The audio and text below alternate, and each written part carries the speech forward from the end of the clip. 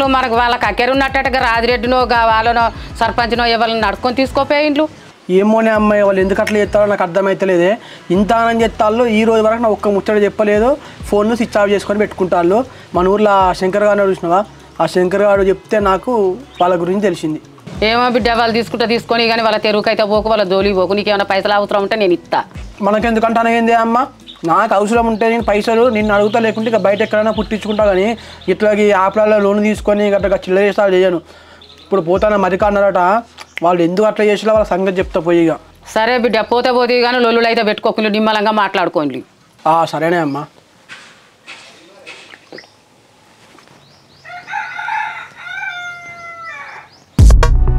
అరే టాంకి దగ్గరనే ఉన్నారు, వచ్చేటప్పుడు ఒక సిగరెట్ దేరా.